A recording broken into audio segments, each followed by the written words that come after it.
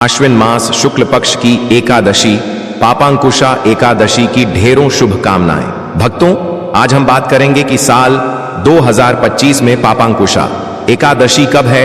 भक्त बड़े ही कंफ्यूजन की स्थिति में है कि नवरात्रि समाप्ति के बाद आने वाली पापांकुशा एकादशी का यह व्रत कब रखा जाएगा, 2 अक्टूबर या 3 अक्टूबर को। तो आज हम आपकी इसी कंफ्यूजन को इस वीडियो के माध्यम से दूर करेंगे और इसी के साथ जानेंगे कि पूजा विधि, शुभ मुहूर्त, सही डेट टाइम के बारे में, सूर्य के मुख से एकादशी किस दिन है और द्वादशी युक्त जो श्रेष्ठ व्रत होता है, द्वादशी वेदा द्वादशी युक्त जो श्रेष्ठ व्रत होता है वह किस दिन किया जाएगा। साथ ही जानेंगे कि इस व्रत को करने की विधि क्या होनी चाहिए, किस विधि से इस व्रत को करना चाहिए, इसके नियम क्या हैं, पूजा में आपको क्या क्या चढ़ाना चाहिए और क्या नहीं चढ़ाना चाहिए। इसके साथ ही आपको बताएंगे कि इसके नियम क्या हैं और इस व्रत का पारण कब करना है, कैसे करना है, और जानेंगे कि एकादशी व्रत में क्या खाना है, क्या नहीं खाना है। इस प्रकार से संपूर्ण जानकारी आने वाली एकादशी के विषय में आपको इस छोटी सी वीडियो के माध्यम से जानेंगे। इससे पहले आपसे हाथ जोड़कर निवेदन है कि वीडियो यदि थोड़ा सा भी अच्छा लगे तो कृपया एक बार लाइक अवश्य कर दीजिएगा। जो कोई भक्त पहली बार हमारे चैनल की वीडियो को देख रहे हैं तो कृपया चैनल को सब्सक्राइब जरूर ही कर लेना, ताकि आने वाली वीडियो के नोटिफिकेशन आपको प्राप्त होते रहे। इसी के साथ आप अपने एकादशी व्रत की सफलता के लिए भगवान श्री हरि का आशीर्वाद प्राप्त करने के लिए कमेंट बॉक्स में अवश्य लिखिएगा, जय श्री हरि या ओम नमो भगवते वासुदेवाय। यह मंत्र जितना लिखा जाएगा उतना कल्याण होगा। यह चातुर्मास का समय है, यह आश्विन मास का समय है। भगवान नारायण के नाम जितने लिखे जाएंगे, जपे जाएंगे, उतना फल प्राप्त होगा। चलिए भक्तों, आपका ज्यादा समय बर्बाद ना करते हुए जानकारी आरंभ करते हैं और बात करते हैं आने वाली एकादशी की। इससे पहले जान लेते हैं सही डेट टाइम के बारे में। पापांकुशा एकादशी व्रत वर्ष 2025 में 3 अक्टूबर शुक्रवार को मनाई जाएगी। इस दिन एकादशी तिथि की शुरुआत 2 अक्टूबर शाम 7:10 से होकर समाप्ति 3 अक्टूबर शाम 6:32 तक होगी। इसलिए व्रत और पूजा का मुख्य दिन 3 अक्टूबर ही रहेगा। इस शुभ अवसर पर प्रातःकाल सूर्योदय के बाद से लेकर दोपहर तक का समय पूजा के लिए सबसे उत्तम माना गया है, जिसमें विशेष रूप से सुबह 6:16 से 10:41 तक पूजा करना अत्यंत शुभ रहेगा। व्रत पारण का समय अगले दिन 4 अक्टूबर शनिवार को रहेगा, जिसे सुबह 6:16 से 8:37 तक करना शास्त्र सम्मत है। भक्त इस एकादशी पर भगवान विष्णु की आराधना, व्रत, कथा श्रवण और दान पुण्य करके अपने पापों का क्षय कर मोक्ष की प्राप्ति कर सकते हैं। अब बात कर लेते हैं एकादशी पूजा विधि व्रत नियम की। आने वाली जो एकादशी है, जिसे पापांकुशा एकादशी कहते हैं, यह मनुष्य के सभी पापों का नाश करने वाली है। इस एकादशी का महत्व इतना अधिक है कि यदि एक व्यक्ति ने पूरे जीवन भर अनेकों हत्याएं की हो, अनेकों पाप कर्म किए हो, अनेकों हत्याओं से बढ़कर क्या पाप हो सकता है, या किसी पशु हत्या करके महासमुद्र का सेवन किया हो, यदि किसी ने इतने बड़े पाप भी किए हो तो इस एक एकादशी का व्रत कर लेने मात्र से उसके सभी पापों का नाश हो जाता है। यह पापों पर अंकुश लगाने वाली है, पापों का नाश करने वाली है, इसीलिए इसे पापांकुशा कहा जाता है। शास्त्रों में वर्णन मिलता है कि एक क्रोधन नाम का बहेलिया था। क्रोधन जो जंगल में रहते हैं, बहेलियां शिकार आदि करते हैं और जानवरों को मार के खाते हैं, उन्हीं से अपना जीवन चलाते हैं। तो क्रोधन नाम का एक बहेलिया था।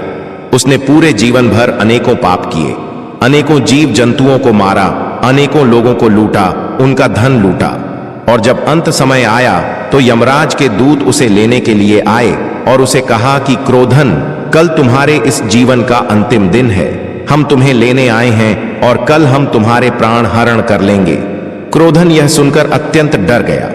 वह यमराज के दूतों को सामने देख के कौन नहीं डर जाएगा, चाहे वह कितना ही क्रोधी क्यों ना रहा हो, क्रूर क्यों ना रहा हो, अत्याचारी क्यों ना रहा हो।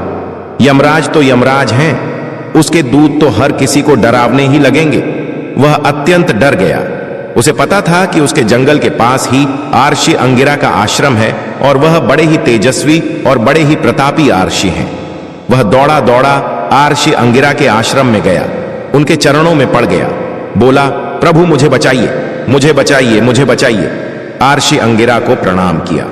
आर्षिंगिरा ने कहा, उठो, क्रोधन कहो क्या चाहते हो। क्रोधन ने कहा कि महाराज, यम के दूत मेरे पीछे लगे हैं और उन्होंने कहा है कि मेरे पास कुछ ही समय है, कल सूर्यास्त से पहले वह मेरे प्राणों का हरण कर लेंगे। तो प्रभु, मैंने तो जीवन भर केवल और केवल लोगों को मारा है, जानवरों को मारा है, लूटा है और अनेकों पाप कर्म किए हैं। अब मैं भयभीत हो रहा हूं कि जिस यमराज के दूत इतने भयंकर हैं, वह यमलोक कितना भयंकर होगा, वहां की प्रताड़नाएं कितनी भयंकर होंगी। मुझे कोई उपाय बताएं जिससे कि मैं इन सभी पापों से मुक्त हो जाऊं। तब आर्षि अंगिरा ने कहा कि क्रोधन, कल एकादशी का दिन है, वह भी आश्विन मास के शुक्ल पक्ष की एकादशी, जिसे पापांकुशा एकादशी कहते हैं। यह बड़ा ही उत्तम दिन है।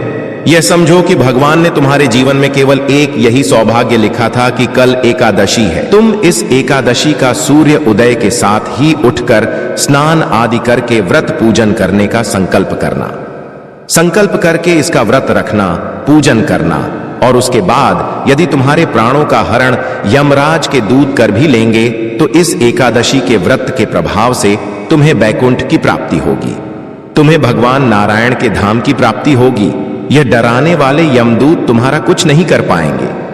क्रोधन को जैसे आर्षि अंगिरा ने बताया था, उसने अगले दिन सूर्योदय से पहले ही अपने बिस्तर त्याग दिए, उठकर और स्नान आदि करके स्वच्छ वस्त्र धारण करके और एकादशी के व्रत पूजन का संकल्प किया।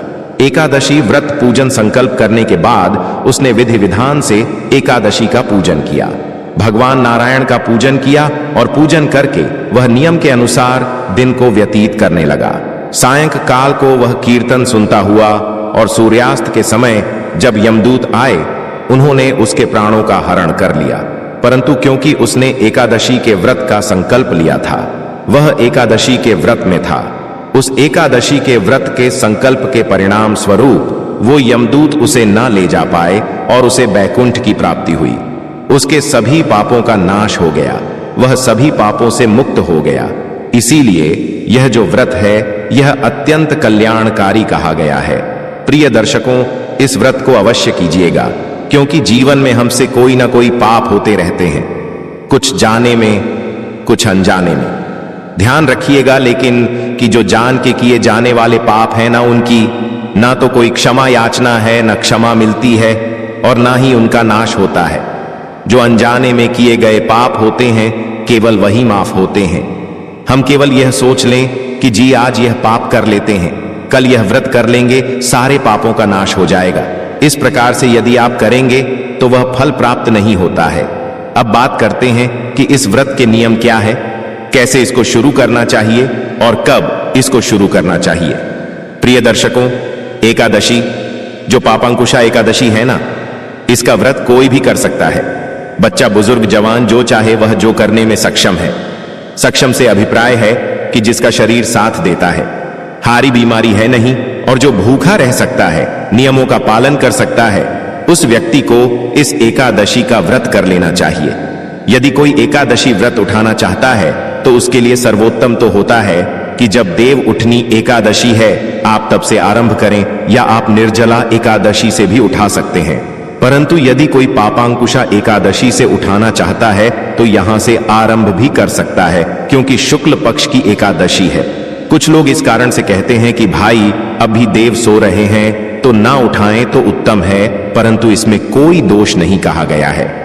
उत्तम तो यह रहेगा कि जब देव उठनी एकादशी आए तो वहां से आप आरंभ करें, या उससे आगे आने वाली जो उत्पन्ना एकादशी है, जो प्रथम एकादशी कही गई है, जिससे कि जिस दिन एकादशी की उत्पत्ति हुई थी वहां से आप आरंभ कर सकते हैं। बात करते हैं कि इस एकादशी का व्रत कैसे करना चाहिए, कब करना है और पूजा विधि क्या है। प्रिय दर्शकों, पहले भी मैंने बहुत बार बताया है कि एकादशी एक त्रिदशीय विधान है।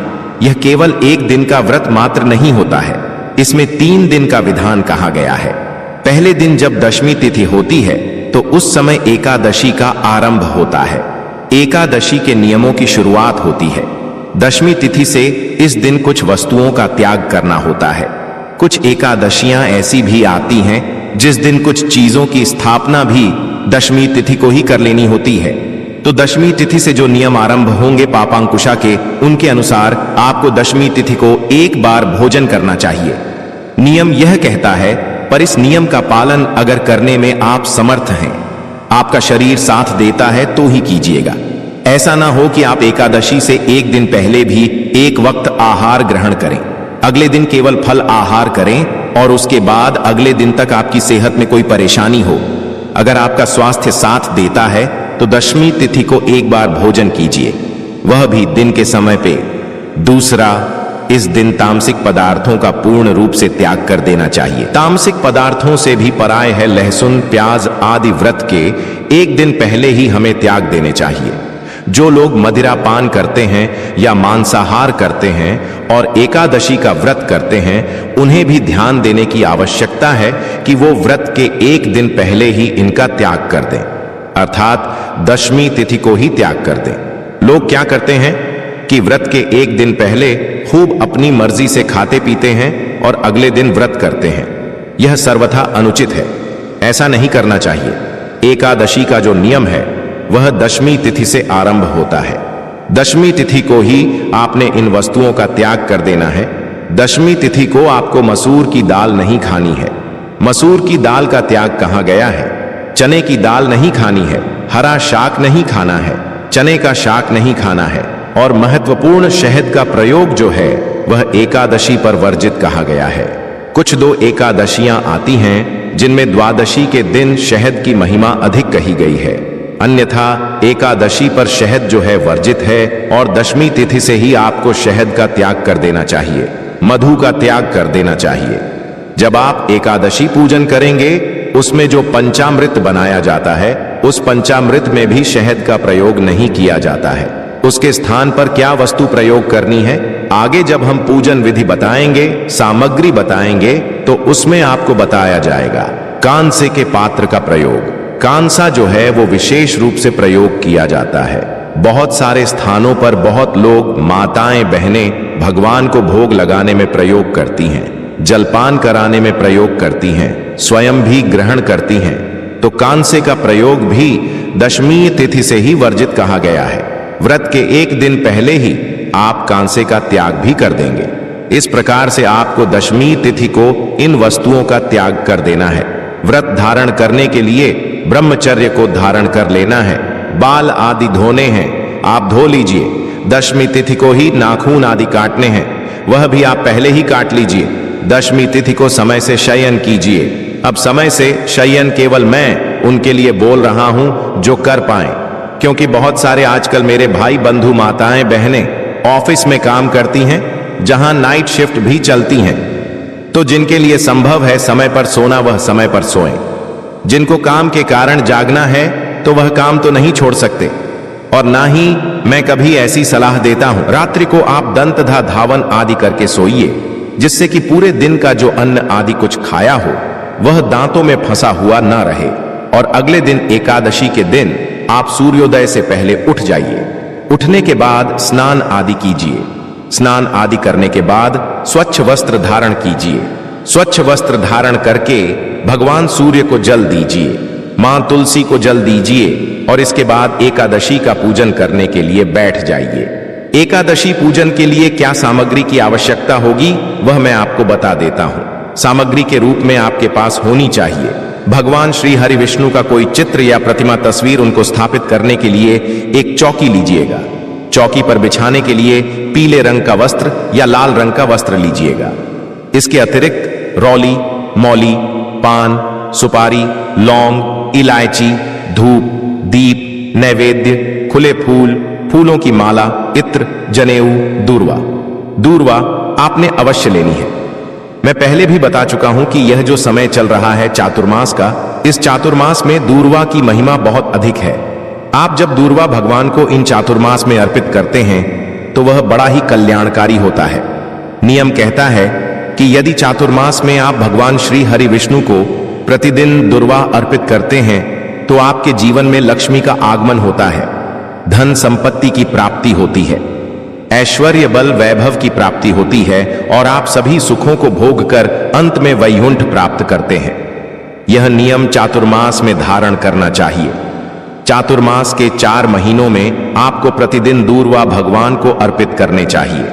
अब जो चातुर्मास में धारण नहीं कर पाए हैं उनके लिए सलाह मेरी यही होती है कि कम से कम एकादशी के दिन, चातुर्मास में 8 एकादशियां आती हैं, इन सभी एकादशियों में आपको प्रतिदिन भगवान नारायण को प्रति एकादशी पर आपको दूर्वा दल अर्पित करना चाहिए। तो दूर्वांकुर अवश्य ले लीजिएगा। यह सारी सामग्री है जो आपने एकत्र करनी है। पंचामृत बनाने के लिए कच्चा दूध, दही, घी, शक्कर और गंगा जल, शहद का प्रयोग नहीं करेंगे, गंगा जल का प्रयोग करेंगे। गंगा जल के विषय में आप में से कुछ दर्शकों ने शायद पहले लिखा है कि पंडित जी, कुछ लोग कहते हैं गंगा जल तो देवताओं के पैरों से निकला है, तो वह भगवान पर कैसे अर्पित होगा। देखिए, पता नहीं किस प्रकार की भ्रांतियां हैं जो लोग फैलाते हैं। इन बातों पर ना जाइए। गंगा जल श्रेष्ठ जल है, इसका महत्व इससे समझिए। आप सभी जानते हैं मां गंगा को भगवान शंकर ने जटाऊ में धारण किया था। आप सोचिए, देवताओं के पैरों से निकले जल को भगवान शंकर जटाऊ में धारण करेंगे क्या? स्वयं बुद्धिजीवी लोग हैं। लोग भ्रम फैलाने के लिए, ना जाने अपने वीडियो चलाने के लिए, किसी भी कारण से कुछ ना कुछ इस प्रकार की चीजें फैलाते हैं। आपको उससे बचना चाहिए। केवल सही जानकारियों पर विश्वास करना चाहिए। गंगा जल सबसे अधिक पवित्र है। गंगा जल में, गंगा जी में स्नान करने के लिए सभी देवता लालायित रहते हैं। आप जब माघ मास की महिमा सुनते होंगे तो आपको झात होगा कि माघ पूर्णिमा के दिन सभी देवता त्रिवेणी में स्नान करने आते हैं। तो इसीलिए गंगा जल बड़ा ही श्रेष्ठ है। इसमें आप किसी भ्रम में ना आइएगा। यह सारी सामग्री है।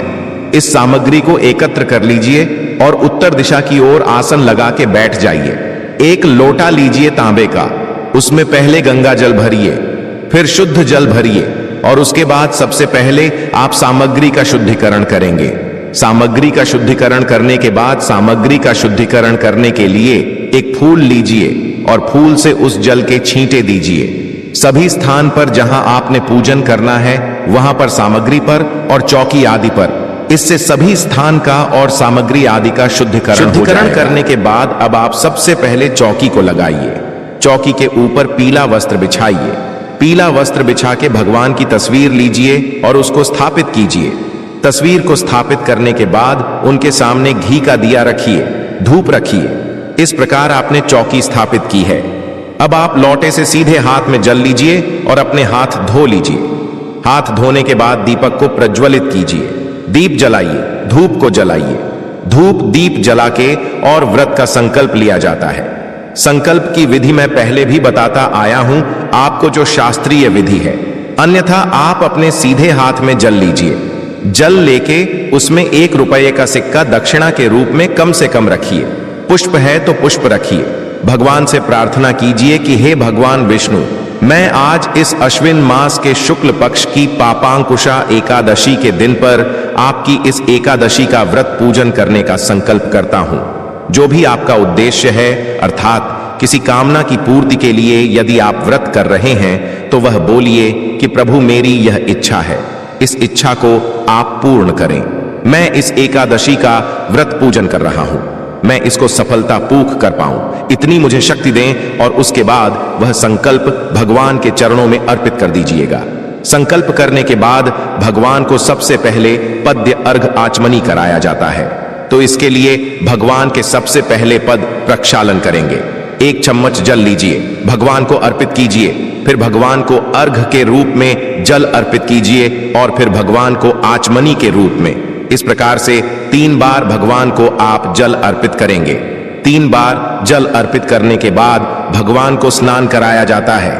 यदि आपके पास प्रतिमा है तो प्रतिमा को अच्छे से स्नान कराइए, अन्यथा स्नान के लिए 1 चम्मच जल अर्पित कीजिए भगवान को।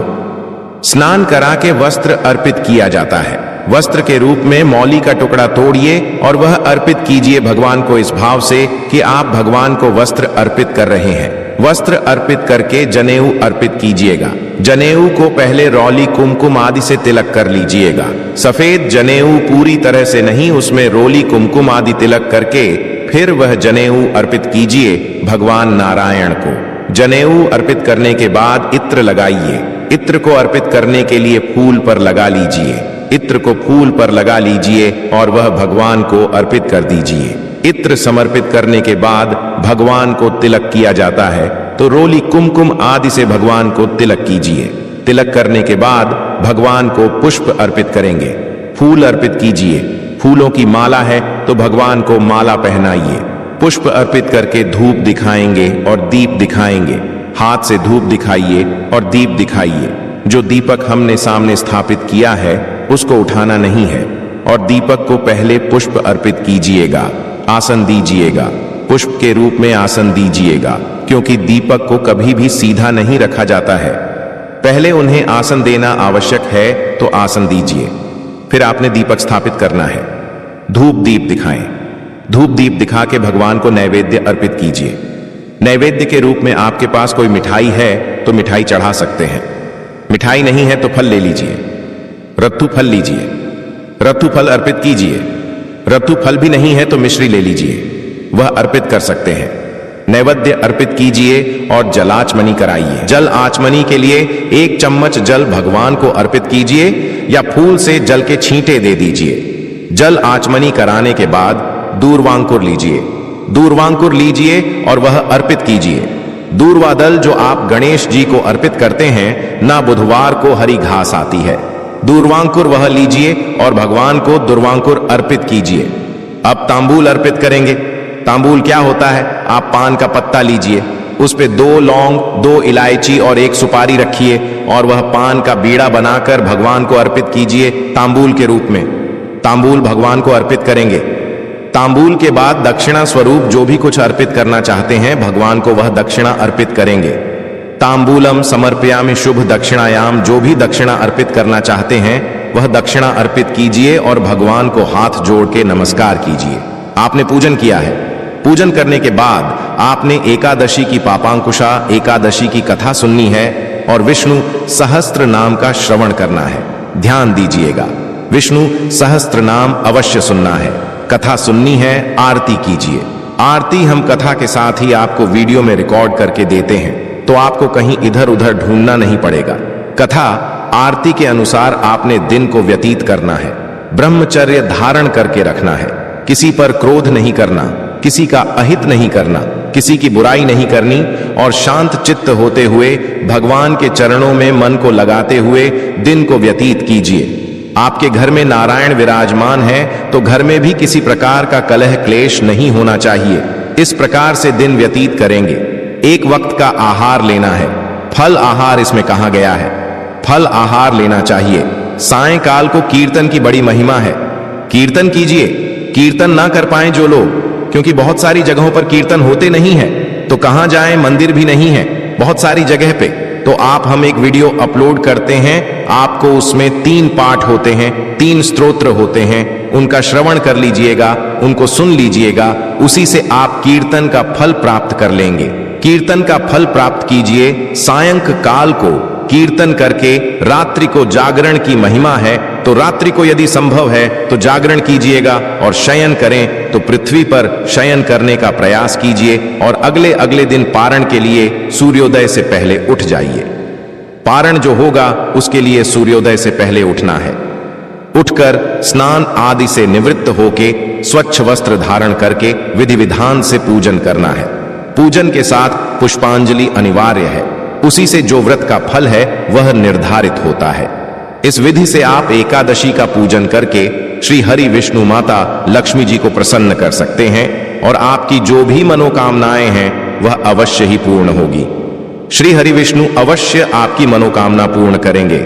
भक्तों, अगर जानकारी थोड़ी सी भी अगर आपको अच्छी लगी हो, उपयोगी लगी हो, तो वीडियो को लाइक करके चैनल को जरूर सब्सक्राइब कर लें, ताकि आने वाली वीडियो के नोटिफिकेशन आपको सबसे पहले प्राप्त होते रहे।